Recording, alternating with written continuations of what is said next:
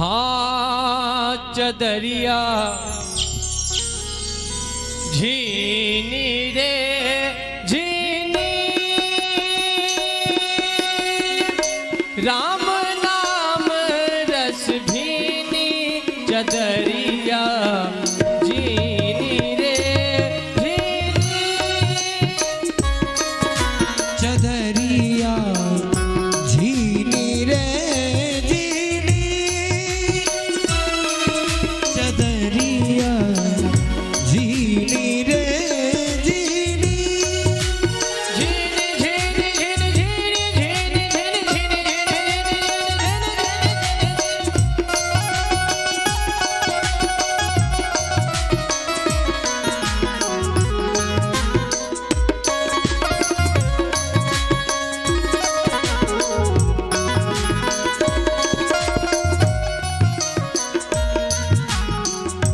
अष्ट कमल का चरखा बनाया, कमल का चरखा बनाया, पांच तत्व की पूनी चदरिया, पांच तत्व की पूनी, 9-10 मास बुनन में लागे, 9-10 मास बुनन में लागे, मूरख मैली कीनी चदरिया झीनी रे झीनी, राम नाम रस भीनी चदरिया झीनी रे झीनी।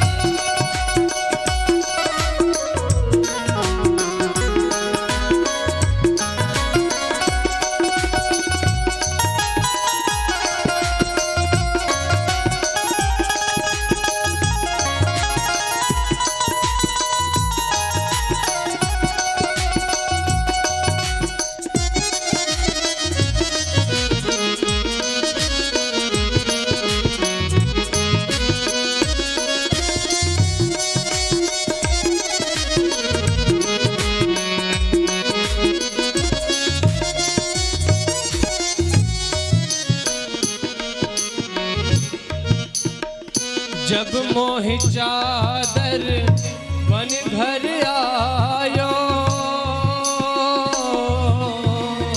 जब मोहि चादर बन घर आयो, रंग रेज को दीनी चदरिया, रंग रेज को दीनी,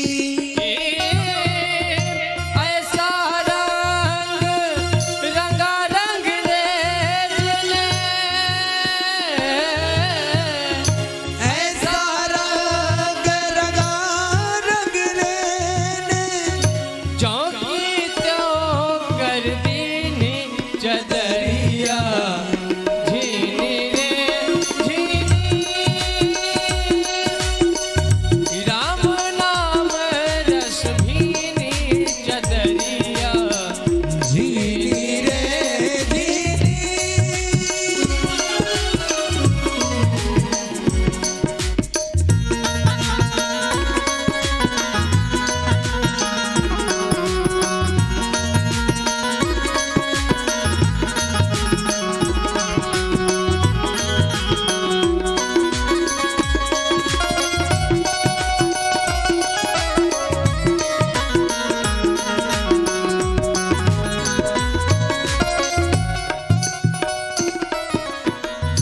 ध्रुव प्रहलाद सुदामा ने ओढ़ी चदरिया,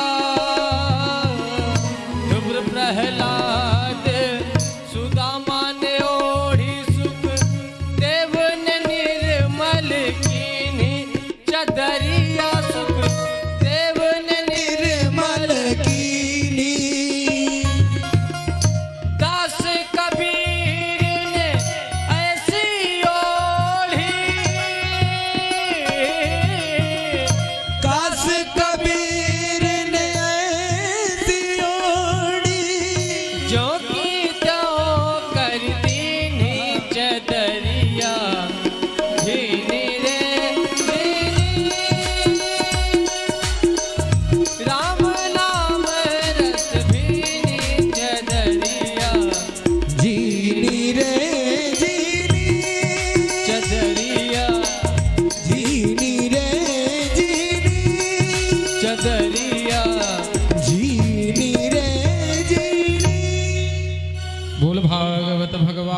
की जय। स्वस्ति श्री गणेशाय नमः, श्री सरस्वत्यै नमः, श्री पुराण पुरुषोत्तमाय नमः, श्री रामाय रामभद्राय रामचंद्राय वेधसे, रघुनाथाय नाथाय सीतायापतये नमः। नीलाम्बुदश्यामलदेहकान्तिं राधाशमालङ्कृतवामभागम्, वंशीधरं यष्टिधरं मुकुन्द, नमामि कृष्णं यदुवंसनाथम्। भगवते बालकृष्णाय नमः, पुराणपुरुषोत्तमाय नमः। पुष्पं च परिधापयामि, नैवेद्यं निवेदयामि, नैवेद्यां ते याचमनीयं, जलं समर्पयामि हस्ते यक्षतपुष्पाणिं गृहीत्वा स्वामी सुखदेव पूजनम्। श्री सीतानाथ समारंभां, श्रीरामानन्दार्य मध्यमाम्, अस्मदाचार्य पर्यन्तां वन्दे श्रीगुरुपरम्पराम्। स्वामिन् त्वदीयौ चरणाब्जकेशरौ, सुशोभितौ रक्तनखावलीकुलैः, मुहुरमुहुरयोगिकराभिलालितौ, पुनः पुनः काङ्क्षति मन्मधुव्रतः। ज्ञानवैराग्यनिष्णात योगिमण्डनमण्डनं, नमामि परमोदारं परमहंसयतीश्वरं। श्रीगुरुचरणकमलेभ्यो नमः। समस्त क्षेत्रवासियों को सूचित किया जाता है कि पूज्य महाराज श्री मंच पर मंचासीन हो चुके हैं।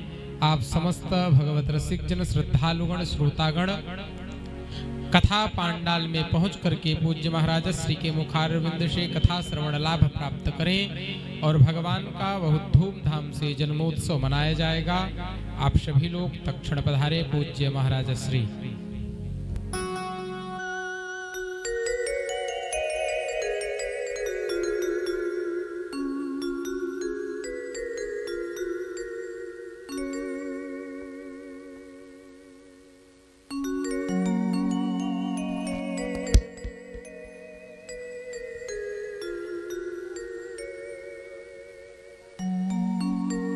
हरि ओम, हरि ओम।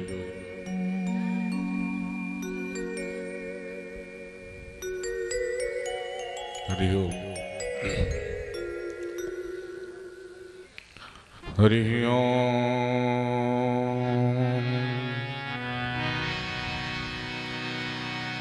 स्वस्ति श्रीमन्महागणाधिपतये नमः। श्रीमत्स्वामिने परमहंसाय नमः।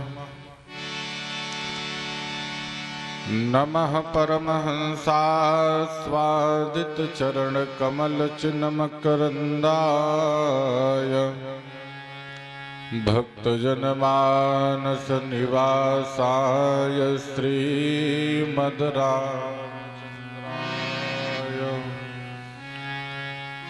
श्री सीतानाथ समारंभां, श्रीरामानन्दार्य मध्यमाम्,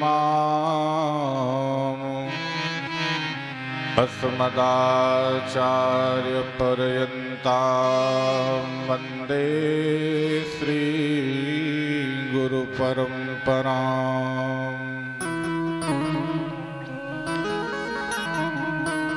स्वामीनां सत्यशीलानां समाधिद्वारमावृतम्, कामदं कल्पसाखीव नित्यं विजयते तराम्। माता रामो पिता रामचन्द्रः स्वामी रामो मत्सखा रामचन्द्रः सर्वस्वं मे रामचन्द्रो दयालुर् नान्यं जाने नैव जाने न जाने। दक्षिणे लक्ष्मणो यस्य वामे च जनकात्मजा पुरतो मारुतिर्यस्य तं वन्दे रघुनन्दनम्। शारदां शारदां भोजवदनां वदनाम्बुजे सर्वदा सर्वदा समाकं सन्निधिं सन्निधिं क्रिया। नमः पंकजनाभाय नमः पंकजमालिने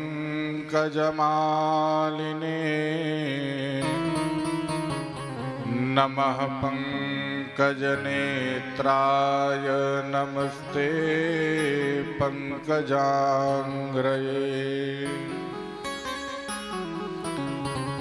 जय जय जय राधारमण जय जय नवल किशोर जय गोपी चित चोर प्रभु जय जय माखन चोर। मोर मुकुट कटकाछनी कर मुरली अरुमाल यही बानिक मोरे मन बसहूँ सदा बिहारी लाल। बोलिए भागवत भगवान की राधा रमण भगवान की हनुमान जी महाराज की पूज्य गुरुदेव भगवान की श्रीमत् स्वामी परमहंस महाराज की नागेश्वरी भगवती की जय जय श्री राधे श्याम।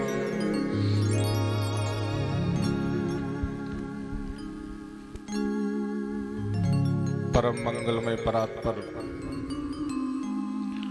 अखिल कोटि ब्रह्मांड नायक भगवान जगत नियंता जगदाधार अकारण करुणावरुण वाले श्री बिहारी जी की वांगमयी प्रतिमूर्ति श्रीमद् भागवत महापुराण अंतर्गत आज इस कथा के चतुर्थ दिवस के परम पावन पुनीत बेला में हम आप एकत्रित हैं भगवान की कथा का गान करने के लिए। आइए मंच की शाश्वत परंपरा अनुसार सर्वप्रथम भगवान के नाम का गान किया जाए, तत्पश्चात भगवत चर्चा में प्रवेश।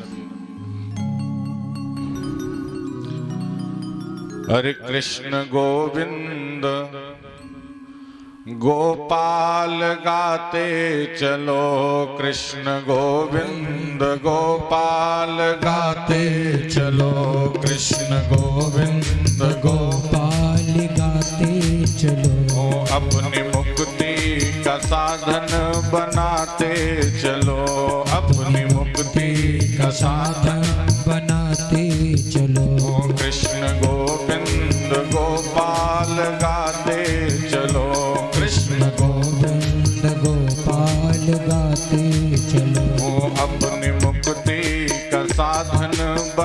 लगाते चलो, अपनी मुक्ति का साधन बनाते चलो। देखना इंद्रियों के न घोड़े भगे, देखना इंद्रियों के न घोड़े भगे, देखना इंद्रियों के न घोड़े भगे, देखना इंद्रियों के न घोड़े भगे। इनमें हरदम ये संयम के घोड़े पड़े, इनमें हरदम ये संयम के कोड़े पड़े। अपने रथ को सुमार्ग लगाते चलो, अपने रथ को सुमार्ग लगाते चलो। कृष्ण गोविंद गोपाल गाते चलो, कृष्ण गोविंद गोपाल गाते चलो, कृष्ण गोविंद गोपाल गाते चलो, कृष्ण गोविंद गोपाल गाते श्री हरि।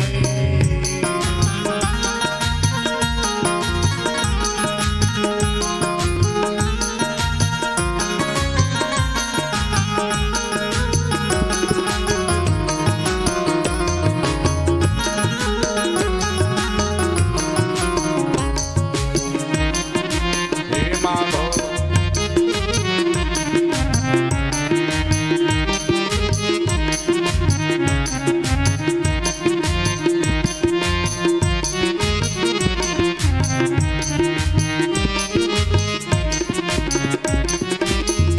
दुख में तड़पो मती, सुख में फूलो मती, दुख में तड़पो मती, सुख में फूलो मती, दुख में तड़पो मती, सुख में फूलो मती, दुख में तड़पो मती, सुख में फूलो मती। प्राण जाए मगर नाम भूलो नहीं, प्राण जाए मगर नाम भूलो नहीं। मुरली वाले को मन से रिझाते चलो, मुरली वाले को मन से रिझाते चलो। कृष्ण गोविंद गोपाल गाते चलो, कृष्ण गोविंद गोपाल गाते चलो। ओम कृष्ण गोविंद गोपाल गाते चलो, कृष्ण गोविंद गोपाल गाते चलो। श्री हरि।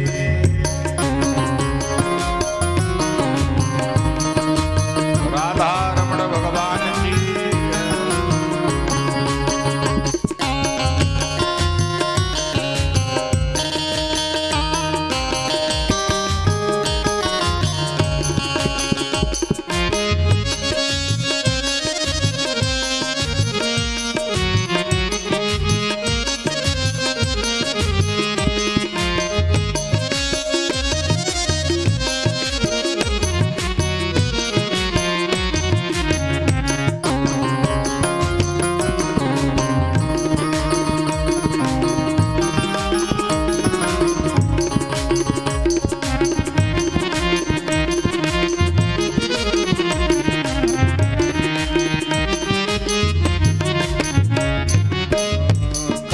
करते चलो, नाम जपते चलो, काम करते चलो, नाम जपते चलो।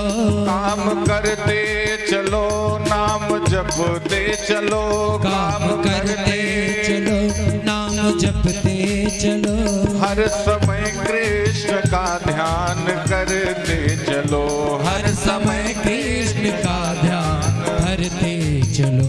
काम की वासना को मिटाते चलो, काम की वासना को मिटाते चलो। कृष्ण गोविंद गोपाल गाते चलो, कृष्ण गोविंद गोपाल गाते चलो। कृष्ण गोविंद गोपाल गाते चलो, कृष्ण गोविंद गोपाल गाते चलो। याद आएगी उनको कभी ना कभी, याद आएगी उनको कभी ना कभी। याद आएगी उनको कभी ना कभी, याद आएगी उनको कभी ना कभी। कृष्ण दर्शन तो देंगे कभी ना कभी। कृष्ण दर्शन तो देंगे कभी ना कभी। कृष्ण दर्शन तो देंगे कभी ना कभी। कृष्ण दर्शन तो देंगे कभी ना कभी। ऐसा विश्वास मन में जमाते चलो। ऐसा विश्वास मन में जमाते चलो। कृष्ण गोविंद गोपाल गाते चलो। कृष्ण गोविंद गोपाल गाते चलो। कृष्ण गोविंद गोपाल गाते चलो। कृष्ण गोविंद गोपाल गाते चलो। अपनी मुक्ति का साधन बनाते चलो। अपनी मुक्ति का साधन बनाते चलो। कृष्ण गोविंद गोपाल गाते चलो। कृष्ण गोविंद गोपाल गाते चलो। अपनी मुक्ति का साधन बनाते चलो। अपनी मुक्ति का साधन बनाते चलो। बोलो भक्तवत्सल भगवान की जय। जय श्री राधे।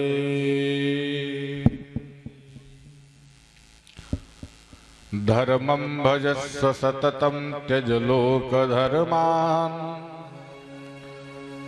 सेवस्य साधु पुरुषान् जहि काम तृष्णाम्। अन्यच्च दोष गुण चिंतन मास मुक्त्वा। सेवा कथा रसमहो नितरां पिबत्वम्।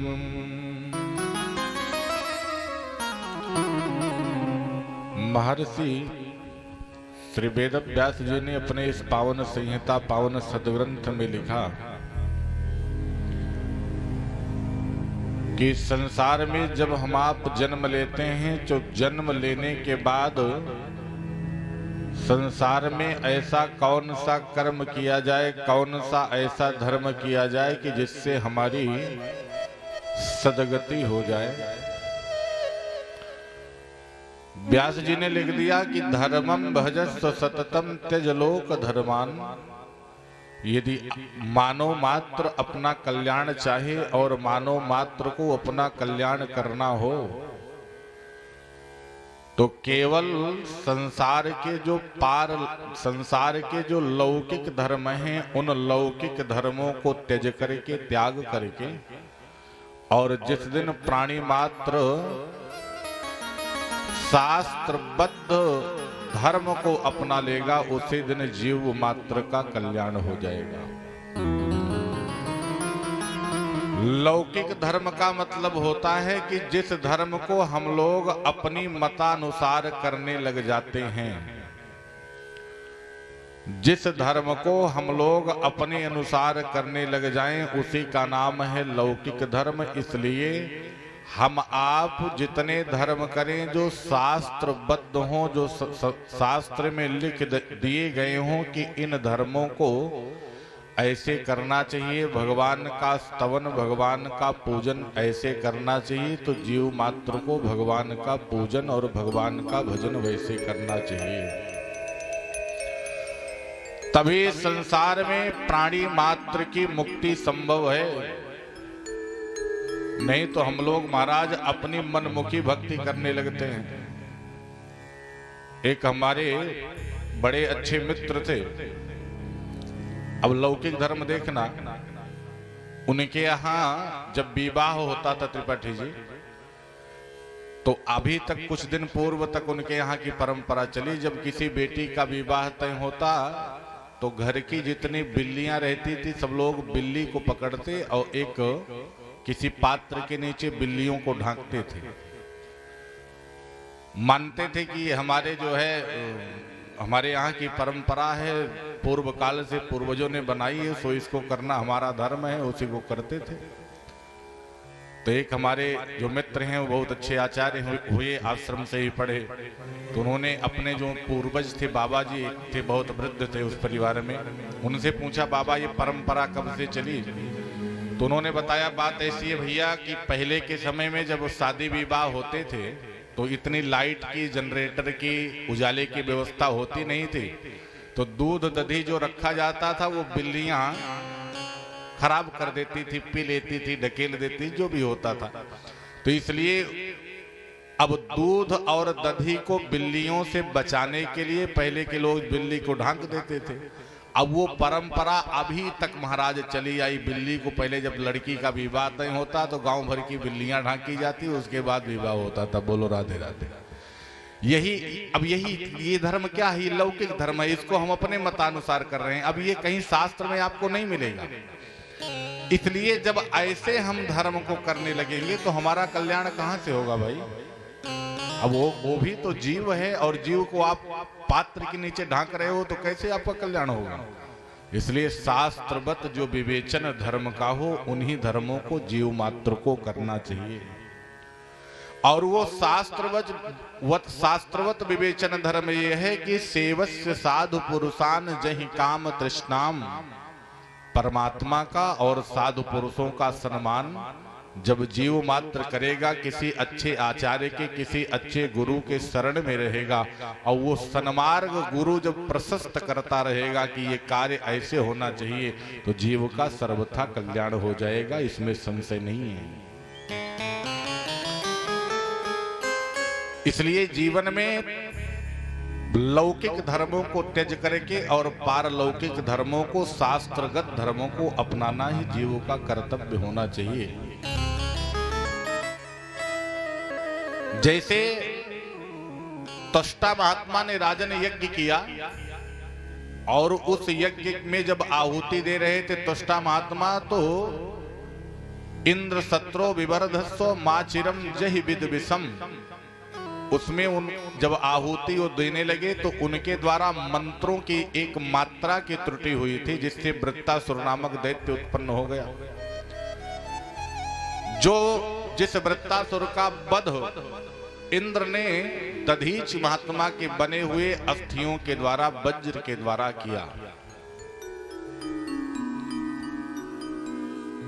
सुखदेव जी से राजर्षि परीक्षित कहते हैं कि गुरुदेव, वृत्तासुर का जब इंद्र ने वध किया तो उससे पूर्व वृत्तासुर ने जो 4 श्लोकों में भगवान की रणभूमि में स्तुति करी थी, ये वृत्तासुर के अंदर ये मति कहां से आ गई? वृत्तासुर जब आसुरी वृत्ति का था तो वृत्तासुर ने इतनी सुंदर भगवान का स्तवन कैसे किया, भगवान की स्तुति कैसे करी? सो सुखदेव जी कहते हैं राजन सुनो, ये वृत्तासुर पूर्व काल में चित्रकेतु नाम का गंधर्व था। एक बार ये अपने विमान पर आरूढ़ होकर के चला जा रहा था और कैलाश पर्वत से जब गुजर रहा था तो इसकी दृष्टि भगवान शिव पर पड़ी, और उस समय भगवान शिव भगवती अम्बा को अपनी गोदी में बिठा करके और अपने नंदीश्वर इत्यादि गणों को उपदेश दे रहे थे, धर्मोपदेश दे रहे थे। जब इसकी दृष्टि उस पर पड़ी महाराज भगवान शिव पर, और भगवान शिव को ये देख करके बड़ा उल्टा सीधा कहने लगा, अरे संसार के लोक गुरु बनते हो, संसार वाले तुम्हें गुरु की उपाधि दे रहे हैं।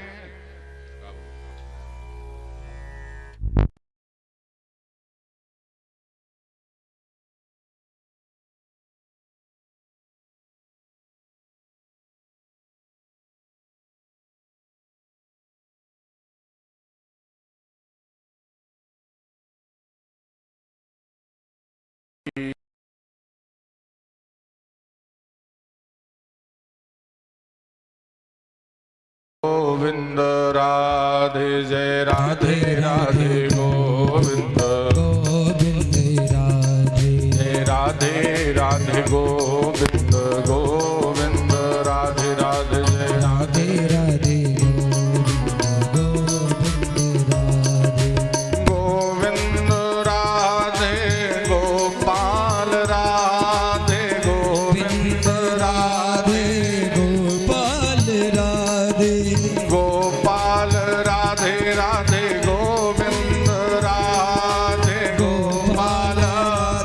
राधे गोविंद राधे। जय राधे राधे गोविंद गोविंद राधे राधे। जय राधे राधे गोविंद राधे। श्री राधे राधे गोविंद गोविंद राधे राधे। श्री राधे राधे गोविंद राधे। जय राधे राधे गोविंद गोविंद राधे राधे। जय राधे राधे गोविंद राधे। बोल राधा रमण भगवान की जय।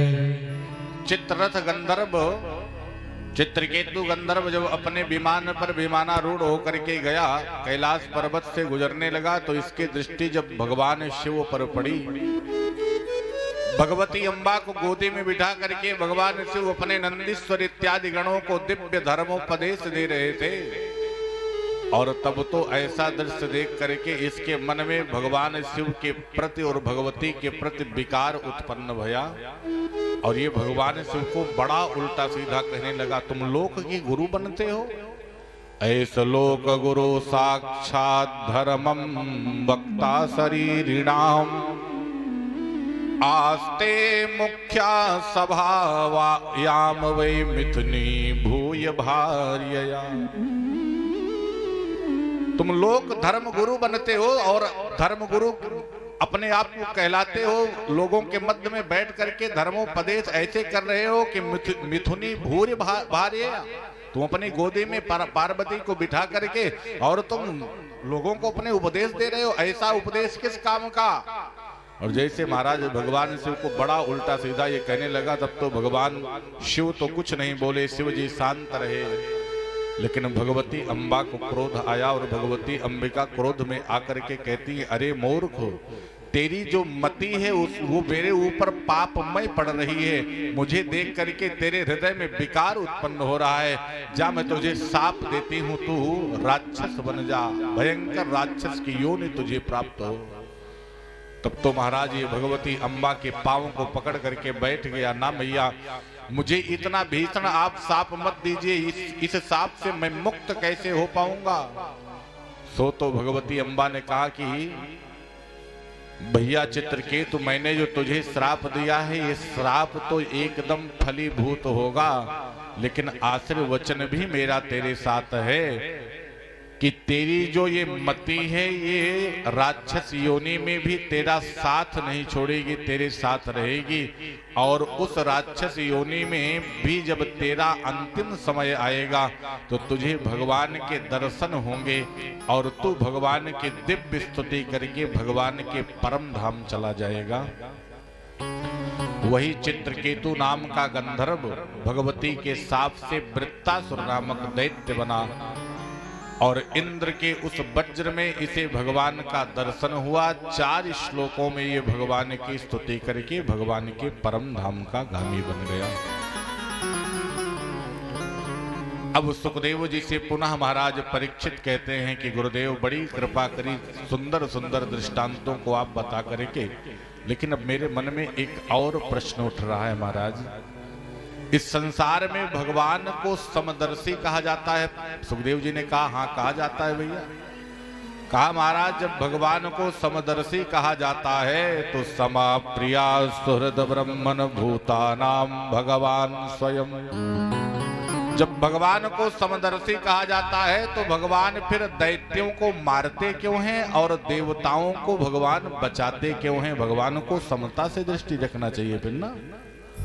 दैत्यों का भगवान वध क्यों करते हैं? अभी अभी आपने बताया कि वृत्तासुर के वध की भी विधि भगवान ने ही इंद्र को बताई थी महाराज।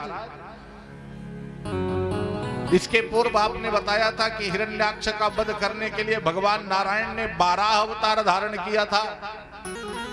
तो महाराज दैत्यों को मारने के लिए भगवान अवतार क्यों ग्रहण करते हैं? भगवान दैत्यों को ही क्यों मारते हैं? देवताओं को क्यों रक्षा करते हैं?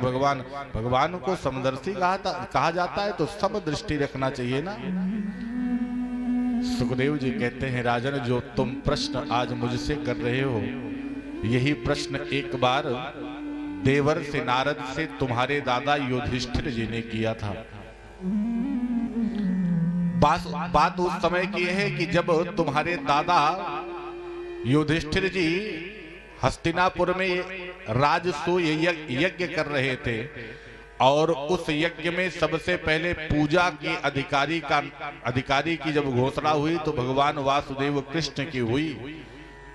तो उसमें बैठा था शिशुपाल खड़े होकर के भगवान को तमाम गालियां देने लगा। अरे ये ग्वारिया मेरे सामने पूजा का अधिकारी बन रहा है, इस ग्वारिया की पूजा की जाएगी। सो महाराज जैसे शिशुपाल गालियां देने लगा, 99 गाली तक तो भगवान कुछ नहीं बोले। जैसे 100 से पार हुआ वैसे भगवान ने सुदर्शन को छोड़ा और शिशुपाल को भगवान ने मार दिया। राजन, लेकिन आश्चर्य का विषय ये देखना कि शिशुपाल का जब वध हो गया तो शिशुपाल को वो मुक्ति मिली महाराज जो बड़े बड़े सिद्ध जनों को, जो बड़े बड़े योगी जनों को मुक्ति नहीं मिलती है। तुम्हारे युधिष्ठिरादि पांडवों को देखते देखते शिशुपाल का वध किया भगवान ने, और शिशुपाल की जो प्राण वायु निकली वो भगवान के उस दिव्य स्वरूप में जाकर के समाहित हो गई। युधिष्ठिर जी ने नारद जी से पूछा कि देवर्षि ये शिशुपाल को कौन सी गति प्राप्त हुई है। नारद जी ने कहा कि भैया युधिष्ठिर, इस गति का नाम है, इस मुक्ति का नाम है सायुज्य मुक्ति। सायुज्य मुक्ति अर्थात जो जीवात्मा जाकर के परमात्मा में विलय हो जाए उसका नाम है सायुज्य मुक्ति। ये जल्दी लोगों को प्राप्त नहीं हो पाती है, ये शिशुपाल को प्राप्त हुई। परीक्षित जी से कहते हैं सुखदेव जी कि राजन जानते हो शिशुपाल को क्यों वो मुक्ति प्राप्त भई। परीक्षित जी ने कहा महाराज क्यों। सुखदेव जी ने कहा इसलिए प्राप्त हुई कि जितना भगवान को दैत्य भजते हैं उतना शायद देवता भगवान को नहीं भज पाते हैं, उतना शायद भगवान को मानव नहीं भज पाते हैं सामान्य जितना दानव भगवान को भजते हैं। शिशुपाल का नियम था कि प्रतिदिन जब तक भगवान को 99 गालियां नहीं दे देता था तब तक वो भोजन ही नहीं करता था। और हमारी आपकी स्थिति है कि भगवान का नाम तो 2-4 भी बार नहीं लेना चाहते हैं, तो मुक्ति तो उन्हीं की होगी ना जो भगवान को ज्यादा याद करेंगे, ज्यादा भजेंगे। भले वो चाहे भाव से परमात्मा को भजे, चाहे कुभाव से भगवान को भजे। क्योंकि भगवान तो कहते हैं कि जो प्राणी अगर मुझे अपना शत्रु बनाता है, शत्रु भाव से भजता है तो मैं उसका शत्रु बन जाता हूं। अपने सखा के भाव से भजता है तो जिस वृक्ष के नीचे ये बैठ कर खड़े होकर के तपस्या कर रहा था उसी वृक्ष के ऊपर बृहस्पति जी आए तोते के रूप में, और जैसे इसने ब्राह्मणे नमः का जप करना प्रारंभ किया वैसे देवगुरु बृहस्पति जी ने नारायण नारायण नारायण शब्द कहना प्रारंभ कर दिया। जैसे 2-4 बार इसके कान में महाराज नारायण नारायण शब्द की गुंजार गई, वैसे तो ये समझ गया कि ये तो मेरे शत्रु का नाम आ गया, अभी मेरी तपस्या प्रारंभ भी ना भई और ये मेरे शत्रु का नाम है तो हमारा अमंगल कर देगा, हमारा ये मंगल नहीं करने वाला, मेरी तो तपस्या ही भंग हो जाएगी। सो आज का समय ठीक नहीं है, आज मैं तपस्या नहीं करूंगा, कल देखूंगा। सो मंदराचल पर्वत से वापस आ गया। कयादू मिलती हैं, कयादू पूछती हैं स्वामी क्या आपकी तपस्या पूर्ण हो गई। और जैसे कहा कि आपकी तपस्या पूर्ण हो गई, तपस्या का नाम लेते ही भगवती कयादू से कहता है कि देवी क्या बताऊं, गया तो था मैं तपस्या करने के लिए ही, लेकिन जैसे मैं तपश्चर्या करने लगा वैसे वहां पर एक तोता आकर के, एक सुग्गा आकर के, एक उत्सुक आकर के बैठ गया। और जब मैं ब्राह्मणे नमः का जप करने लगा तो वो नारायण नारायण मेरे शत्रु का, मेरे बैरी का नाम लेने लगा और मैं समझ गया कि अभी तपश्चर्या करना ठीक नहीं है। सो मैं वापस आ गया। जैसे भगवती कयाधु ने इसके मुख से 2-4 बार नारायण शब्द सुना वैसे भगवती कयाधु तो एकदम प्रसन्न हो गई महाराज कि कम से भगवती कयाधु ने कहा कि स्वामी आप सच बताओ उस तोता क्या कह रहा था। हिरण्यकश्यप ने कहा देवी मैंने बताया तो वो नारायण नारायण नाम का जप कर रहा था। तो भगवती कयाधु और प्रसन्न भई। माँ ने सोचा किसी प्रकार से जितना ज्यादा हो सके उतना ज्यादा इस पापी के मुख से नाम में निकलवाऊं। आज भगवती कयाधु ने हिरण्यकश्यप के मन का दिव्य व्यंजन बनाया और दिव्य व्यंजन बना करके जब भोजन की थाल लेकर के आई भगवती कयाधु के हाथ से ये भोजन पाया, बड़ा प्रसन्न भया। पुनः भगवती कयाधु ने जब देखा कि स्वामी हमारे प्रसन्न हैं, तो माता कयाधु ने कहा, तो स्वामी वो तोता क्या कह रहा था? हिरण्यकश्यप ने कहा, बताया तो देवी, वो नारायण नारायण के नाम का जप कर रहा था। अब तो महाराज पैर दबाने लगे, फिर पूछने लगे कि स्वामी तोता क्या कह रहा था? फिर बताया नारायण नारायण के नाम का जप कर रहा था। सुखदेव जी कहते हैं कि हे परीक्षित, इसी रात्रि में भगवती कयाधु हिरण्यकश्यप के द्वारा गर्भगत भई और प्रातः काल ही हिरण्यकश्यप पुनः उठा और उठने के बाद कयाधु से कहता है, देवी मैं पुनः जा रहा हूं तपश्चर्या करने के लिए। तपस्या करने के लिए पुनः चला। मंदराचल पर्वत पर जैसे पहुंचा, पुनः वृक्ष के नीचे खड़े होकर के इसने तपस्या करना प्रारंभ किया। जैसे ये तपस्या करने लगा, महाराज अब की बार इतनी ऐस घोर तमा, इतनी भीषण तपस्या इसने करी कि इसके शरीर में एकदम दीमक लग गए और ब्रह्मा जी महाराज को अंततो गत्वा प्रसन्न होना पड़ा। ब्रह्मा जी महाराज प्रकट हो गए और ब्रह्मा जी महाराज ने हिरण्यकश्यप से कहा कि बेटा तेरा कल्याण हो। और जैसे कहा कि कल्याण हो, इसकी तपस्या भंग भई। सामने ब्रह्मा जी को देखा और ब्रह्मा जी ने कहा, बेटा वरम ब्रूयात, वर मांगो, क्या चाहिए तुम्हें? हिरण्यकश्यप ने कहा, महाराज जो मैं मांगूंगा आप दोगे? ब्रह्मा जी ने कहा, अवश्य मैं आया हूं तो देने के लिए आया हूं, मांगो तुम तो सही कि तुम्हें चाहिए क्या? इसने कहा, महाराज मुझे यही चाहिए कि मुझे अमर बनना है, सो मुझे अमर बनने का वरदान प्रदान कर दो कि मैं अमर बन जाऊं। जैसे कहा कि अमर बनने का वरदान प्रदान कर दो, वैसे तो ब्रह्मा जी ने कहा, भैया अमर तो मैं भी नहीं हूं तो तुम्हें कैसे अमर बना दूं? क्योंकि ब्रह्मा जी की भी आयु 100 वर्ष की ही निर्धारित है, इंद्र की आयु भी 100 वर्ष की निर्धारित है और हमारी आपकी आयु भी 100 वर्ष की निर्धारित है। अब अंतर इतना है कि हमारी आयु में और ब्रह्मा जी की आयु में अंतर यह है कि जब उनका 4 युग 4 बार बीतता है तो 1 दिन होता है और हमारा आपका सूर्योदय से सूर्यास्त हो जाता है तो 1 दिन व्यतीत हो जाता है। बोलो राधे राधे। 100 वर्ष की आयु ब्रह्मा जी की भी है और 100 वर्ष की आयु हमारी भी है। जो ब्रह्मा जी ने कहा, भैया हमारी ही आयु निश्चित नहीं है तो तुम्हारी आयु को मैं कैसे कह दूं कि तुम अमरत्व को प्राप्त हो जाओगे, इसलिए ये तो मेरे बस में नहीं है, और जो चाहो वो वरदान मांग सकते हो। हिरण्यकश्यप ने कहा, महाराज तो एक नहीं मैं अनेक वरदान फिर मांगूंगा। ब्रह्मा जी ने कहा, तथास्तु मांगो।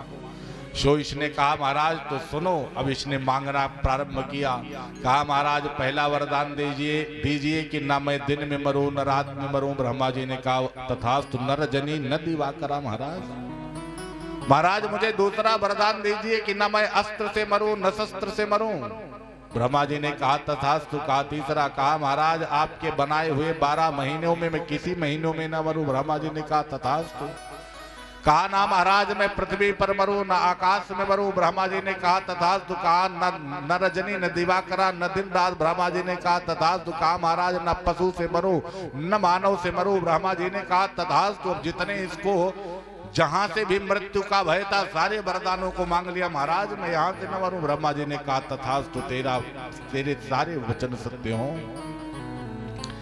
और जैसे महाराज इतना वरदान मांगा। अच्छा देखिए, ब्रह्मा जी महाराज एक ऐसे देवता हैं जो प्रसन्न बड़ी जल्दी होते हैं। कलयुग का एक भक्त था, वो ब्रह्मा जी की खूब तपश्चर्या की उसने, और ब्रह्मा जी महाराज जब प्रसन्न भये तो उसने ब्रह्मा जी से कहा, महाराज मैं आपसे वरदान चाहता हूं। ब्रह्मा जी ने कहा, मांगो भैया। तो उसने कहा, महाराज मुझे पहला 3 वरदान आपसे चाहता हूं। ब्रह्मा जी ने कहा, दूंगा, मांगो। ब्रह्मा जी से उसने कहा, महाराज पहला वरदान ये दे दीजिए कि मेरा मकान नहीं है, मेरा मकान बन जाए। अब कलयुगी भक्त है। ब्रह्मा जी ने कहा, तथास्तु। कहा, भैया दूसरा मांगो। कहा, महाराज दूसरा ये दे दो कि मेरे यहाँ सारे जितने पात्र हैं बर्तन हैं वो सब सोने के बन जाए। ब्रह्मा जी ने कहा, तथास्तु। कहा, भैया तीसरा। कहा, महाराज तीसरा ये दे दो कि जब चाहूं 3 वरदान और आपसे मांग लूं। अब ब्रह्मा जी महाराज बेचारे अच्छे फंसे। ब्रह्मा जी ने कहा, तथास्तु भैया। अब एक दिन ये कहीं बरसात में आ रहा था, ये भीग गया, इसे जुकाम हो गया, सो तुरंत इसने आवाज लगाई, अरे ओ ब्रह्मा जी। ब्रह्मा जी बेचारे दौड़ करके आए। हाँ भैया मांगो। कहा, महाराज पहला वरदान ये दे दो कि मेरा जुकाम ठीक हो जाए। ब्रह्मा जी ने कहा, तथास्तु। कहा, भैया दूसरा। इसने कहा महाराज दूसरा वरदान ये दे दो कि हमारे मकान की पेंटिंग धुल गई है, ये थोड़ी नई हो जाए। ब्रह्मा जी ने कहा तथास्तु। कहा तीसरा, कहा महाराज जब चाहूं 3 वरदान और आपसे मांग लूं, यही चाहिए। ब्रह्मा जी ने कहा भैया तथास्तु। अब तो ब्रह्मा जी बेचारे अच्छे फंसे, कलियुगी भक्त। अब इसको फिर जब भी आवश्यकता पड़ती तभी जो कुछ इसे मंगाना भी होता तुरंत ब्रह्मा जी को ट्रू कॉलर बुलाता, ब्रह्मा जी बेचारे दौड़ करके आते। हाँ भैया 3 वरदान, पहला ये, दूसरा ये, तीसरा ये। ब्रह्मा जी बेचारे बसे। अब की बार पुनः इसने बुलाया ब्रह्मा जी को। ब्रह्मा जी दौड़ करके आए। कहा महाराज 3 वरदान। कहा हाँ भैया मांगो। कहा पहला वरदान ये दे दो कि मेरी माता के नेत्र आ जाए। ब्रह्मा जी ने कहा तथास्तु। कहा दूसरा वरदान ये दे दो महाराज कि जब चाहूं जहां चाहूं वहां मैं आ जा सकूं, वाहन की आवश्यकता न पड़े। ब्रह्मा जी ने कहा तथास्तु। कहा तीसरा, कहा जब चाहूं 3 वरदान और आपसे मांगू। अब ब्रह्मा जी बेचारे अच्छे फंसे। ब्रह्मा जी तो हीलते कांपते भगवान नारायण की शरण में गए और भगवान नारायण से जाकर के ब्रह्मा जी ने कहा अरे प्रभु, एक कलियुगी भक्त से मेरा पाला पड़ा है, सो ऐसा फंसा हूं उसके चक्कर में कि जब चाहता है तभी बुलाता है। यही कहता है कि पहला वरदान ये दे दो, दूसरा ये दे दो, तीसरे का नंबर आता है तो कहता है जब चाहूं 3 वरदान और आपसे मांग लूं। इसलिए महाराज ऐसी कोई कृपा करो कि जिससे इस कलियुगी भक्त से मेरा पीछा छूट जाए। तो जैसे भगवान नारायण से निवेदन किया, भगवान नारायण ने भगवती सरस्वती को बुलाया और कहा कि देवी अब की बार जब वो भक्त बुलाए और तीसरे वरदान का जैसे नंबर आए सो उस भक्त की जिह्वा पर बैठ जाना और ब्रह्मा जी को किसी प्रकार से उसके वरदानों से छुटकारा दिला देना। भगवती सरस्वती मान गई। इधर एक दिन पुनः उसने ब्रह्मा जी को बुलाया। ब्रह्मा जी बेचारे दौड़ के गए। हाँ भैया। कहा महाराज 3 वरदान। कहा हाँ मांगो भैया। अब तो ब्रह्मा जी बेचारे एकदम हाल कांप रहे हैं। इसने कहा महाराज पहला वरदान दीजिए कि पहले वरदान में मैं गायों के प्रति मेरी श्रद्धा हो जाए, गायों की खूब सेवा करूं। ब्रह्मा जी ने कहा तथास्तु। कहा महाराज दूसरा। कहा भैया मांगो। कहा दूसरा वरदान ये दे दो महाराज कि मेरी माता की ऊर्ध्वगति हो जाए, भगवान के परम धाम चली जाए, जब हो तो उनको मोक्ष पद मिल जाए। ब्रह्मा जी ने कहा तथास्तु। कहा तीसरा। अब जैसे तीसरे का नंबर आया ब्रह्मा जी बेचारे बड़े घबराए, कहीं ऐसा ना हो कि वही मांग ले जब चाहूं 3 वरदान आपसे। और ब्रह्मा जी घबराए, सरस्वती का ध्यान किया, भगवान नारायण का ध्यान किया। प्रभु थोड़ी कृपा करना, अब की बार तो जब ये वरदान मांगे तो किसी न किसी प्रकार से मुझे छुट्टी दिला देना, छुटकारा दिला देना। अब जैसे तीसरे का नंबर आया ब्रह्मा जी ने कहा भैया तीसरा मांगो। भगवती सरस्वती जिह्वा पर सवार भई और इसने कहा महाराज तीसरे वरदान में मुझे ये चाहिए कि मुझे जीवन के अंत में मेरी मुक्ति हो जाए। ब्रह्मा जी ने कहा भैया चाहे भुक्ति ले ले चाहे मुक्ति ले ले, लेकिन मेरा पीछा छोड़ दे। बोलो राधे राधे। इसलिए कलयुग के महाराज ऐसे भक्त हैं कि ब्रह्मा जी की जब तपस्या करते हैं तो ऐसा वरदान मांगते हैं और ब्रह्मा जी की जल्दी कोई तपस्या करना भी नहीं चाहता है और करता है तो ब्रह्मा जी बेचारे जितना वरदान इनके अंडर कस्टडी में है सब देने को तैयार हो जाते हैं। आगे आप देखना। इधर ब्रह्मा जी से जैसे हिरण्यकश्यप ने भी वरदान मांगा तो ते में दुर्लभा पुंसाम यान गणी से वरान मम।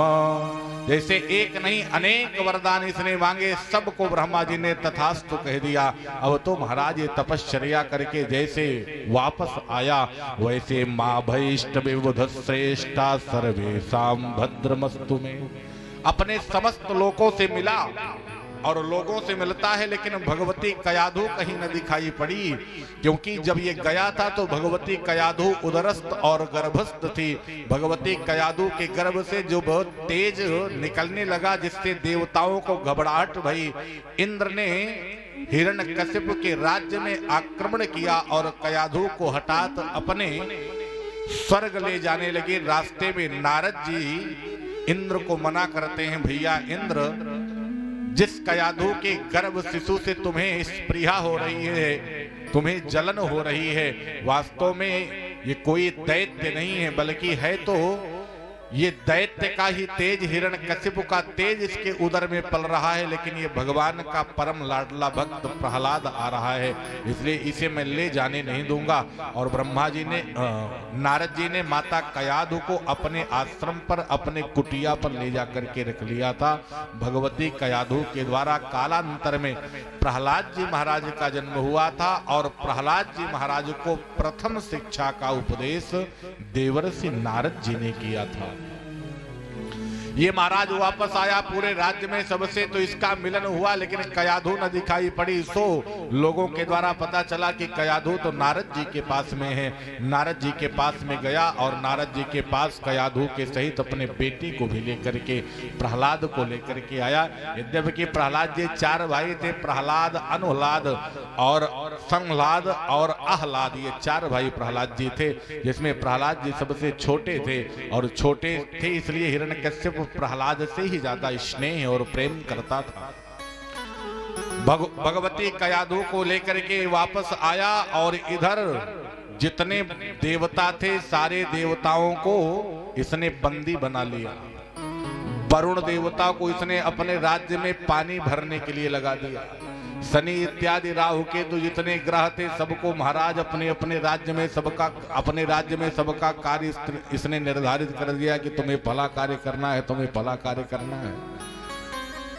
इसने सारे राज्य में ढिंढोरा पिटवा दिया कि आज के बाद में कहीं पर यज्ञ नहीं होगी, और यज्ञ होगी भी तो मेरे नाम की यज्ञ होगी। अगर यज्ञ कुंड में आहुति दी जाएगी तो इंद्राय नमः स्वाहा नहीं होगा, बल्कि मेरे नाम की आहुति दी जाएगी। बंद करो मख होम श्राद्धा, बंद करो, कर दो ये आहुति। और जो हवन इत्यादि करते उनको मृत्यु के घाटी उतार देता। बड़ा हाहाकार मचा महाराज। देवता भी बड़े घबराए, भगवान से प्रार्थना करी। भगवान ने कहा चिंता मत करो भैया, इसी वंश में इसका उद्धार करने के लिए मैं आऊंगा, लेकिन थोड़ा अभी समय है। एक दिन प्रहलाद जी सबसे छोटे इसके पुत्र थे, प्रहलाद से बड़ा स्नेह करता था, बड़ा प्रेम करता था। प्रहलाद जी को इसने बुलाया और प्रहलाद जी को बुला करके खूब स्नेह किया, प्रेम किया, और देखा कि मेरा बेटा प्रहलाद अब गुरुकुल जाने योग्य हो चुका है। सो शुक्राचार्य जी का एक विद्यालय था जो हिरण्यकश्यप के नाम से ही वो विद्यालय चलता था। उसके 2 गुरु जी थे, संडा और अमरक। इन दोनों गुरुओं को हिरण्यकश्यप ने बुलाया और बुला करके कहा कि भैया आप मेरे बेटे प्रहलाद को लेकर के जाओ अपने विद्यालय में, इसे मार काट की जो दैत्यों की शिक्षा होती है, जो दैत्य कुल में शिक्षा नीति लागू है, उसी शिक्षा को प्रहलाद को पढ़ाना प्रारंभ करो।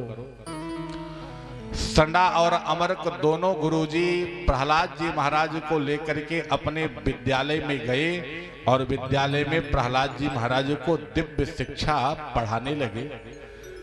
एक दिन जब समय व्यतीत भया और हिरण्यकश्यप के मन में बात आई कि जरा चल करके मैं अपने आज प्रहलाद पुत्र से मिल करके आऊं, और प्रहलाद जी से मिलने की जब उत्कंठा इसके हृदय में जगी, सो ये प्रहलाद जी से मिलने के लिए गुरु शुक्राचार्य के विद्यालय में हिरण्यकश्यप आया। एकदा सुरराट पुत्र मां कमारोप्य पांडव पप्रच्छ कथ्यतां वत्स मन्यते साधु यद्भवम्। ये आया और अपने बेटे प्रहलाद को बुलाता है। प्रहलाद जी महाराज आते हैं और जैसे प्रहलाद को देखा, प्रहलाद जी महाराज इतने सुंदर थे और बचपन से नारद जी के द्वारा इनको शिक्षा प्राप्त थी, सो ये भगवान नारायण की खूब भक्ति करते थे। और जैसे प्रहलाद को बुलाया, प्रहलाद को देखते ही हिरण्यकश्यप प्रहलाद जी को अपने अंक में भर लिया और हृदय से लगा करके खूब स्नेह करने लगा, प्रेम करने लगा। और इसने प्रहलाद जी महाराज से पूछा, बेटा इतने दिन हो गया तुझे विद्यालय आए, तुम्हारे गुरुदेव सना अमरक ने तुम्हें कौन सी शिक्षा नीति पढ़ाई, तुम्हें कौन सी शिक्षा दी? सो जैसे शिक्षा के बारे में पूछा और जैसे शिक्षा की बात कही, सो तो महाराज प्रहलाद जी महाराज ने क्या सुंदर शिक्षा गिनाई। प्रहलाद जी ने कहा कि हे पिताजी, हमारे गुरुदेव ने पढ़ाया है कि तत्साधु